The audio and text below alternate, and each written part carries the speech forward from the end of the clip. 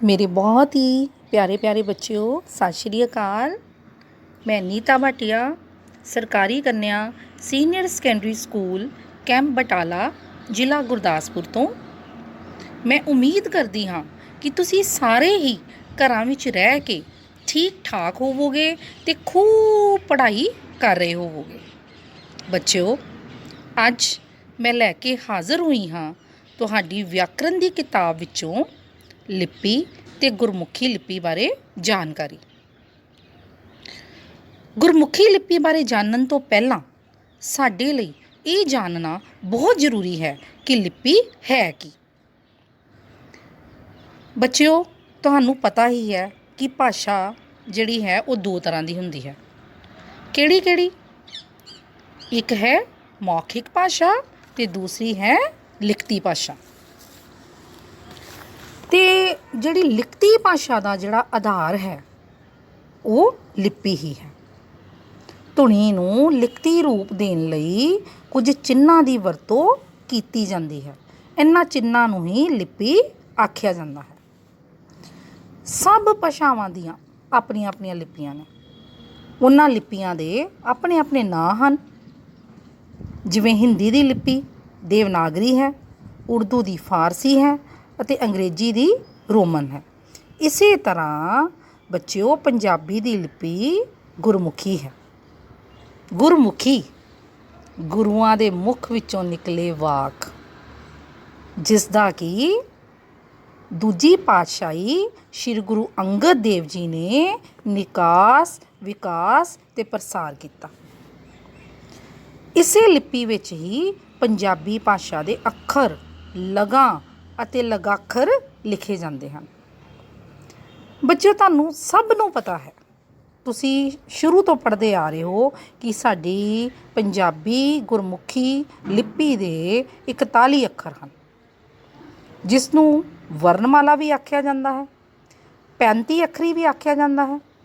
ਵਰਨਮਾਲਾ ਅਸੀਂ ਇਹਨੂੰ ਕਦੋਂ ਆਖਦੇ ਹਾਂ ਕਿ ਜਦੋਂ ਗੁਰਮੁਖੀ ਅੱਖਰ ਇੱਕ ਨਿਸ਼ਚਿਤ ਤਰਤੀਬ ਵਿੱਚ ਲਿਖੇ ਜਾਂਦੇ ਹਨ ਤਾਂ ਇਸ ਨੂੰ ਅਸੀਂ ਵਰਨਮਾਲਾ ਆਖਦੇ ਹਾਂ। ਤੇ 35 ਅੱਖਰੀ ਤਾਂ ਕਿਉਂਕਿ ਪਹਿਲਾਂ ਊੜੇ ਤੋਂ ੜਾੜੇ ਤੱਕ ਸਾਡੇ ਕਿੰਨੇ ਅੱਖਰ ਸਨ? 35 ਅੱਖਰ ਸਨ। ਤੇ ਬਾਅਦ ਵਿੱਚ ਫਾਰਸੀ ਧੁਨੀਆਂ ਨੂੰ ਲਿਖਤੀ ਰੂਪ ਵਿੱਚ ਅੰਕਿਤ ਕਰਨ ਲਈ 6 ਅੱਖਰਾਂ ਦੇ ਪੈਰੀ ਬਿੰਦੀ ਲਗਾਈ ਗਈ। ਉਹ 6 ਅੱਖਰ ਕਿਹੜੇ ਹਨ? ਤੁਹਾਨੂੰ ਸਭ ਨੂੰ ਪਤਾ ਹੈ। ਸੱਸੇ ਪੈਰ ਬਿੰਦੀ, ਖੱਖੇ ਪੈਰ ਬਿੰਦੀ, ਗੱਗੇ ਪੈਰ ਬਿੰਦੀ, ਜੱਜੇ ਪੈਰ ਬਿੰਦੀ, ਫੱਫੇ ਪੈਰ ਬਿੰਦੀ ਤੇ ਲੱਲੇ ਪੈਰ ਬਿੰਦੀ। ਹੁਣ ਗੁਰਮੁਖੀ ਲਿਪੀ ਦੇ ਇਹਨਾਂ ਅੱਖਰਾਂ ਨੂੰ ਅੱਗੋਂ ਵੱਖ-ਵੱਖ ਟੋਲੀਆਂ ਵਿੱਚ ਵੰਡਿਆ ਗਿਆ ਹੈ, ਜਿਨ੍ਹਾਂ ਨੂੰ ਅਸੀਂ ਵਰਗ ਕਹਿੰਦੇ ਹਾਂ। ਇਹ ਵਰਗ ਕਿੰਨੇ ਵਰਗ ਹਨ? ਸਾਡੇ 8 ਵਰਗ ਹਨ। ਉਹ 8 ਵਰਗ ਕਿਹੜੇ-ਕਿਹੜੇ ਹਨ?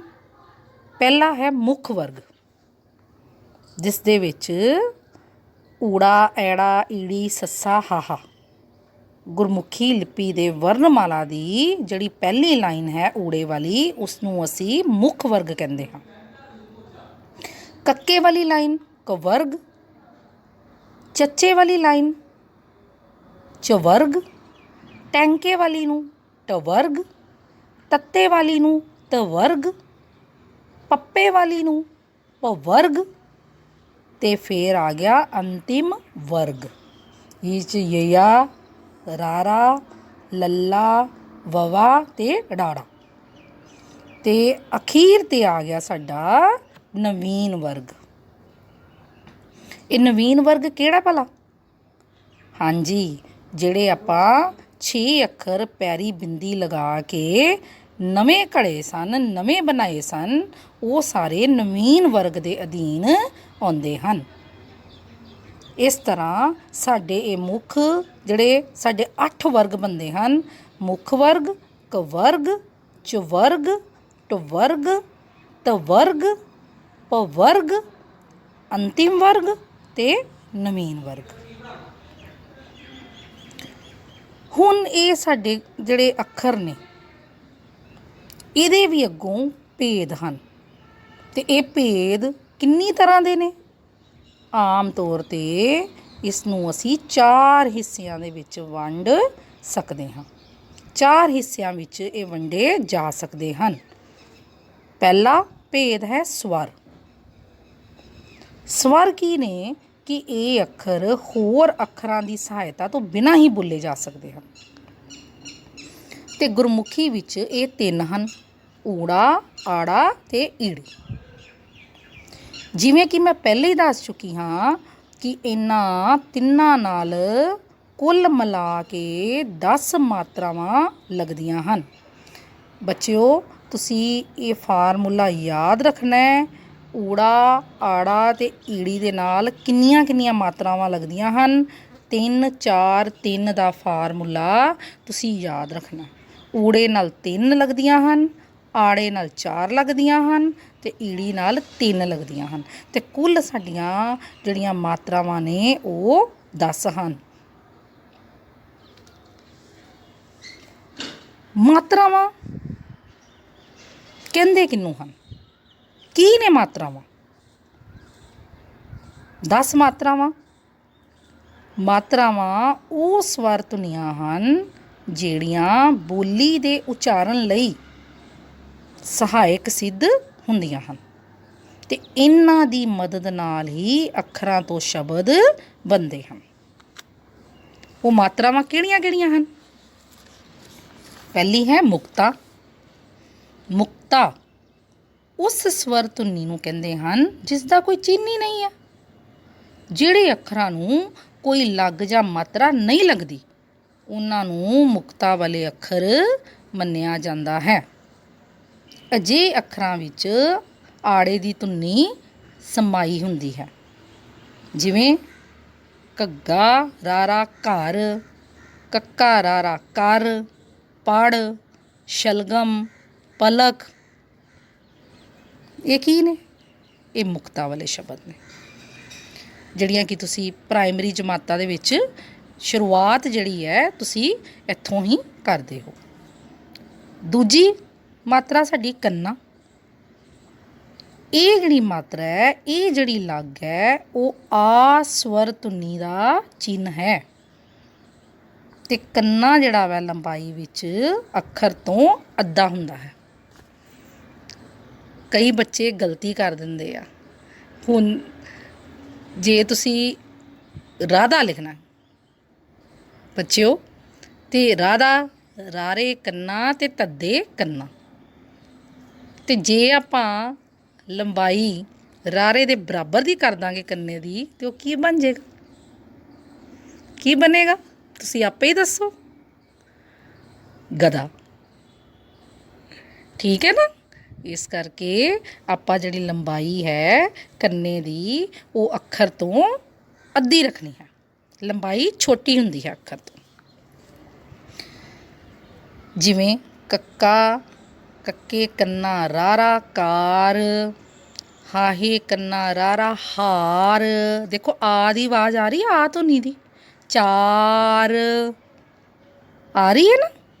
ਹਾਂ। ਤੇ ਬੱਚਿਓ, ਇਹ ਵੀ ਯਾਦ ਰੱਖਣਾ ਹੈ ਕਿ ਕੰਨੇ ਦੀ ਵਰਤੋਂ ਜਿਹੜੀ ਹੈ ਊੜੇ ਅਤੇ ਈੜੀ ਨੂੰ ਛੱਡ ਕੇ ਬਾਕੀ ਸਾਰੇ ਅੱਖਰਾਂ ਨਾਲ ਹੁੰਦੀ ਹੈ। ਊੜੇ ਨਾਲ ਤੇ ਈੜੀ ਨਾਲ ਕੰਨਾ ਨਹੀਂ ਲੱਗਦਾ। ਸਿਹਾਰੀ, ਇਹ ਈ ਸਵਰ ਧੁਨੀ ਨੂੰ ਪ੍ਰਗਟ ਕਰਦੀ ਹੈ ਤੇ ਇਸ ਨੂੰ ਸਿਹਾਰੀ ਲੱਗ ਕਿਹਾ ਜਾਂਦਾ ਹੈ।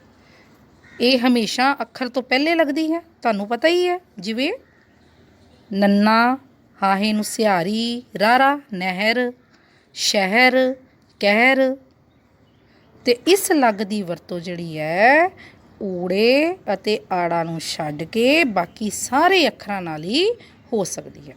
ਊੜੇ ਨਾਲ ਆਪਾਂ ਸਿਹਾਰੀ ਨਹੀਂ ਲਗਾਵਾਂਗੇ, ਆੜੇ ਨਾਲ ਸਿਹਾਰੀ ਨਹੀਂ ਲਗਾਵਾਂਗੇ, ਬਾਕੀ ਸਭ ਦੇ ਨਾਲ ਇਸ ਦੀ ਵਰਤੋਂ ਹੋ ਸਕਦੀ ਹੈ। ਬਿਹਾਰੀ, ਚੌਥੀ ਸਾਡੀ ਮਾਤਰਾ ਲੱਗ ਬਿਹਾਰੀ। ਇਹ ਜਿਹੜੀ ਲੱਗ ਆ ਉਹ ਈ ਸਵਰ ਧੁਨੀ ਨੂੰ ਪ੍ਰਗਟ ਕਰਦੀ ਹੈ। ਇਸ ਨੂੰ ਬਿਹਾਰੀ ਕਿਹਾ ਜਾਂਦਾ ਹੈ ਤੇ ਇਹ ਅੱਖਰ ਤੋਂ ਬਾਅਦ ਲੱਗਦੀ ਹੈ। ਸਿਹਾਰੀ ਪਹਿਲੇ ਲੱਗਦੀ ਹੈ ਤੇ ਬਿਹਾਰੀ ਅੱਖਰ ਤੋਂ ਬਾਅਦ ਲੱਗਦੀ ਹੈ। ਜਿਵੇਂ ਗੱਗਾ ਰਾਰਾ, ਰਾਰੇ ਨੂੰ ਬਿਹਾਰੀ, ਬੱਬਾ ਗਰੀਬ, ਅਮੀਰ, ਸਰਦੀ, ਗਰਮੀ, ਇਹ ਲੱਗ ਜਿਹੜੀ ਆ ਇਹ ਊੜੇ ਅਤੇ ਆੜੇ ਨਾਲ ਨਹੀਂ ਲੱਗਦੀ। ਬਿਹਾਰੀ ਜਿਹੜੀ ਆ ਊੜੇ ਅਤੇ ਆੜੇ ਨਾਲ ਨਹੀਂ ਲੱਗਦੀ। ਉਸ ਤੋਂ ਬਾਅਦ ਹੈ ਔਂਕੜ। ਜਿਹੜੀ ਇਹ ਲੱਗ ਹੈ ਉਹ ਊ ਸਵਰ ਧੁਨੀ ਨੂੰ ਪ੍ਰਗਟ ਕਰਦੀ ਹੈ ਅਤੇ ਇਸ ਦੀ ਵਰਤੋਂ ਜਿਹੜੀ ਆ ਕਿੱਥੇ ਹੁੰਦੀ ਆ? ਅੱਖਰ ਦੇ ਹੇਠਾਂ ਹੁੰਦੀ ਹੈ। ਜਿਵੇਂ ਮਨੁੱਖ, ਸੁੱਖ, ਹੁਨਰ, ਅੱਖਰ ਦੇ ਹੇਠਾਂ ਲੱਗਾ ਨਾ ਔਂਕੜ। ਅਤੇ ਆੜਾ ਅਤੇ ਈੜੀ ਅੱਖਰਾਂ ਨਾਲ ਇਸ ਦੀ ਵਰਤੋਂ ਨਹੀਂ ਹੁੰਦੀ। ਅਸੀਂ ਔਂਕੜ ਦੀ ਵਰਤੋਂ ਆੜਾ ਅਤੇ ਈੜੀ ਅੱਖਰਾਂ ਦੇ ਨਾਲ ਨਹੀਂ ਕਰ ਸਕਦੇ। ਅਗਲੀ ਹੈ ਦੁਲੈਂਕੜ। ਊ ਸਵਰ ਧੁਨੀ ਨੂੰ ਪ੍ਰਗਟ ਕਰਦੀ ਹੈ ਅਤੇ ਇਹ ਵੀ ਔਂਕੜ ਵਾਂਗ ਅੱਖਰ ਦੇ ਹੇਠਾਂ ਹੀ ਲਗਾਈ ਜਾਂਦੀ ਹੈ। ਜਿਵੇਂ ਸੱਸਾ, ਕੱਕੇ ਨੂੰ ਦੁਲੈਂਕੜ, ਲੱਲਾ ਸਕੂਲ, ਸੂਰਜ, ਪੂਜਾ, ਹੈ ਨਾ, ਇਹਨਾਂ ਦੇ ਹੇਠਾਂ ਕੀ ਲੱਗੀ ਹੈ? ਦੁਲੈਂਕੜ। ਅਤੇ ਆੜਾ ਅਤੇ ਈੜੀ ਨਾਲ ਇਸ ਦੀ ਵਰਤੋਂ ਨਹੀਂ ਕੀਤੀ ਜਾਂਦੀ। ਈੜੀ ਦੇ ਨਾਲ, ਆੜੇ ਦੇ ਨਾਲ ਆਪਾਂ ਦੁਲੈਂਕੜ ਜਿਹੜੀ ਆ ਉਹ ਨਹੀਂ ਲਗਾ ਸਕਦੇ। ਫਿਰ ਅਗਲੀ ਮਾਤਰਾ ਹੈ ਲਾਂ। ਇਹ ਸਵਰ ਧੁਨੀ ਨੂੰ ਪ੍ਰਗਟ ਕਰਦੀ ਹੈ ਅਤੇ ਲਾਂ ਕਿੱਥੇ ਲਗਾਈ ਜਾਂਦੀ ਹੈ? ਅੱਖਰ ਦੇ। ਲਾਂ ਜਿਹੜੀ ਹੈ ਉਹ ਅੱਖਰ ਦੇ ਉੱਤੇ ਲਗਾਈ ਜਾਂਦੀ ਹੈ। ਅਤੇ ਜਿਨ੍ਹਾਂ ਅੱਖਰਾਂ ਨਾਲ ਲਾਂ ਲੱਗਦੀ ਹੈ ਉਹ ਕਿਹੜੇ ਕਿਹੜੇ ਹਨ ਦੱਸੋ? ਜਿਵੇਂ ਤੇਲ,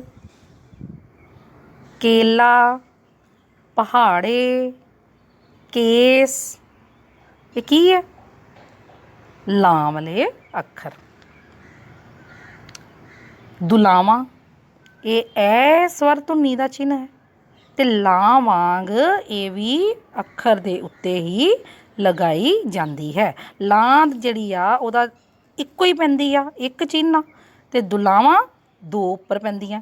ਜਿਵੇਂ ਮੈਲਾ, ਮੰਮੇ ਨੂੰ ਦੁਲਾਵਾਂ, ਲੱਲੇ ਕੰਨਾ ਮੈਲਾ, ਫੈਲਣਾ, ਫੈਸ਼ਨ, ਇਹ ਸਾਰੇ ਦੁਲਾਵਾਂ ਲਗਾ ਕੇ ਅੱਖਰ ਬਣਾਏ ਗਏ ਹਨ।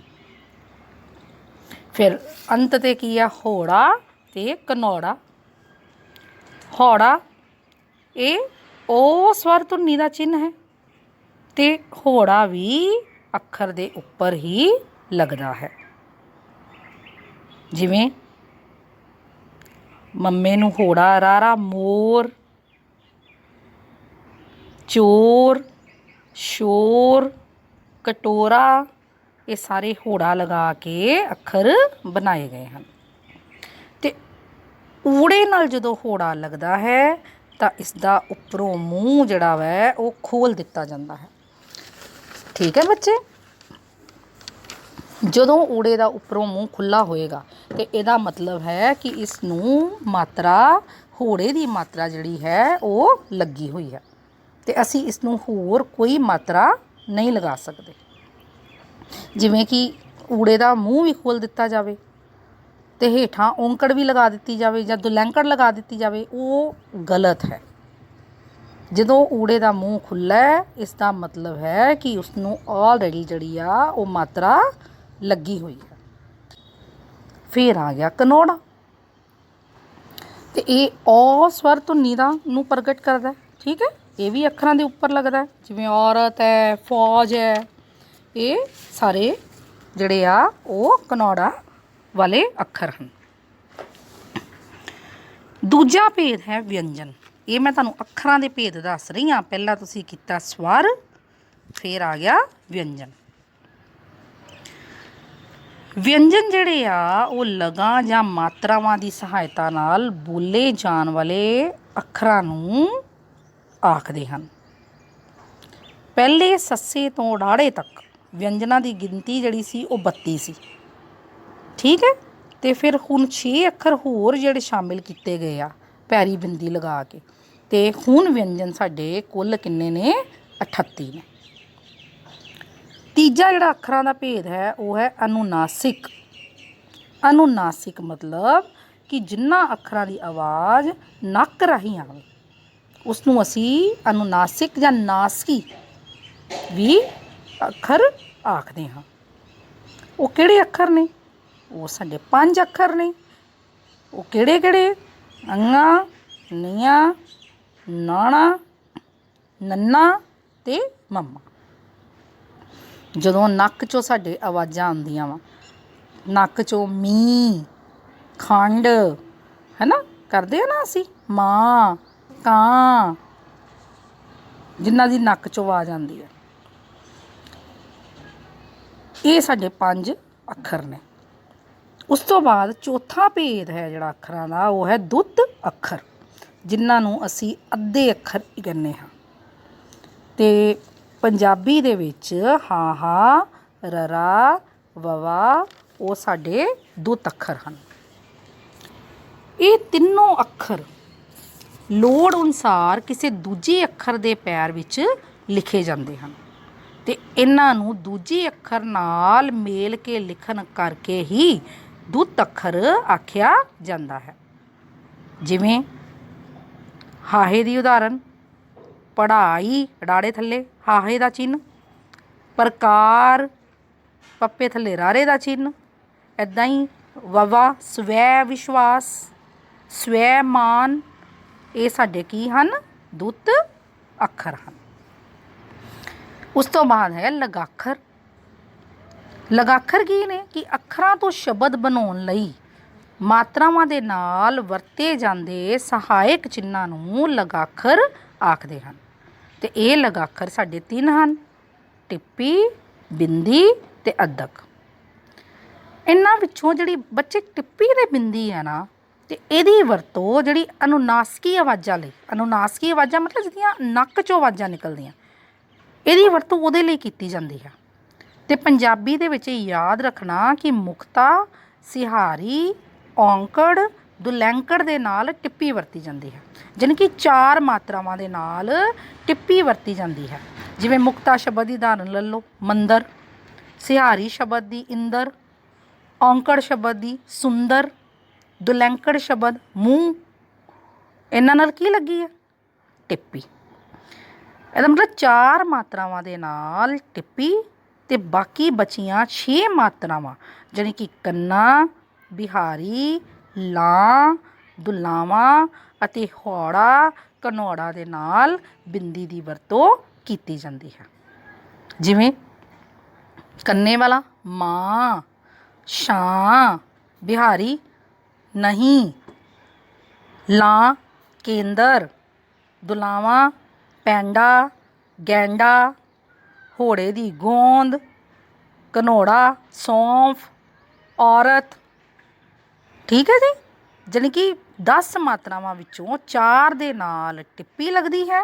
ਟਿੱਪੀ ਕਿਹਦੇ ਨਾਲ? ਮੁਕਤਾ, ਸਿਹਾਰੀ, ਔਂਕੜ ਅਤੇ ਦੁਲੈਂਕੜ ਦੇ ਨਾਲ। ਅਤੇ 6 ਮਾਤਰਾਵਾਂ ਕੰਨਾ, ਬਿਹਾਰੀ, ਲਾਂ, ਦੁਲਾਵਾਂ, ਹੌੜਾ ਅਤੇ ਘਨੌੜਾ ਦੇ ਨਾਲ ਬਿੰਦੀ ਦੀ ਵਰਤੋਂ ਕੀਤੀ ਜਾਂਦੀ ਹੈ।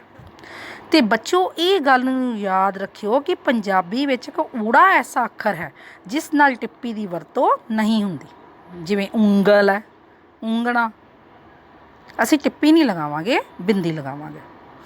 ਹੁਣ ਅੱਧਕ ਦੀ ਵਰਤੋਂ, ਇਹ ਦਬਾਅ ਜਾਂ ਬਲ ਦਾ ਚਿੰਨ੍ਹ ਹੈ। ਅਤੇ ਜੇ ਸ਼ਬਦ ਵਿੱਚ ਜੇ ਕਿਸੇ ਧੁਨੀ ਉੱਤੇ ਖਾਸ ਬਲ, ਦਬਾਅ ਜਾਂ ਜ਼ੋਰ ਦੇਣਾ ਹੋਵੇ ਜਾਂ ਜਿਸ ਅੱਖਰ ਦੀ ਆਵਾਜ਼ ਦੂਰੀ ਆਉਂਦੀ ਹੋਵੇ ਤਾਂ ਉਸ ਧੁਨੀ ਨੂੰ ਅੰਕਿਤ ਕਰਨ ਵਾਲੇ ਅੱਖਰ ਤੋਂ ਪਹਿਲੇ ਅੱਖਰ ਉੱਤੇ ਅੱਧਕ ਦਾ ਚਿੰਨ੍ਹ ਲਗਾਇਆ ਜਾਂਦਾ ਹੈ।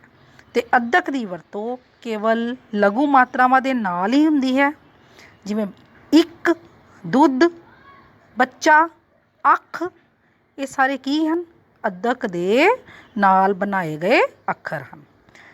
ਸੋ ਪਿਆਰੇ ਵਿਦਿਆਰਥੀਓ, ਇਹ ਸੀ ਸਾਡੀ ਲਿਪੀ ਅਤੇ ਗੁਰਮੁਖੀ ਲਿਪੀ ਬਾਰੇ ਜਾਣਕਾਰੀ। ਮੈਨੂੰ ਉਮੀਦ ਹੈ ਕਿ ਤੁਸੀਂ ਧਿਆਨ ਨਾਲ ਜੇ ਸੁਣਿਆ ਹੈ ਅਤੇ ਇਸ ਨੂੰ ਨੋਟਸ ਦੀ ਤਰ੍ਹਾਂ ਕਾਪੀ 'ਤੇ ਨੋਟ ਕਰ ਲੈਣਾ ਹੈ ਅਤੇ ਯਾਦ ਕਰਕੇ ਇਸ ਦਾ ਅਭਿਆਸ ਵੀ ਕਰਨਾ ਹੈ। ਅਤੇ ਹੁਣ ਤੁਹਾਨੂੰ ਸਾਰਾ ਸਮਝ ਲੱਗ ਗਈ ਹੋਏਗੀ ਕਿ ਸਾਡੇ ਵਰਗ ਕਿੰਨੇ ਹਨ, ਅੱਖਰਾਂ ਦੇ ਭੇਦ ਕਿੰਨੇ ਹਨ। ਕਿੰਨੀਆਂ ਮਾਤਰਾਵਾਂ ਹਨ, ਅਦਰਕ ਦੀ ਵਰਤੋਂ ਅਸੀਂ ਕਿਵੇਂ ਕਰਦੇ ਹਾਂ, ਇਹ ਸਾਰੀ ਜਾਣਕਾਰੀ ਤੁਹਾਨੂੰ ਮੈਂ ਅੱਜ ਦਿੱਤੀ ਹੈ। ਤੁਸੀਂ ਆਪਣੀ ਕਾਪੀਆਂ 'ਤੇ ਨੋਟ ਕਰ ਲੈਣਾ ਅਤੇ ਆਪਣਾ ਧਿਆਨ ਵੀ ਰੱਖਣਾ। ਹੁਣ ਤੁਸੀਂ ਮੈਨੂੰ ਦਿਓ ਇਜਾਜ਼ਤ, ਫੇਰ ਮਿਲਾਂਗੇ। ਅਲਵਿਦਾ, ਧੰਨਵਾਦ, ਸ਼ੁਕਰੀਆ।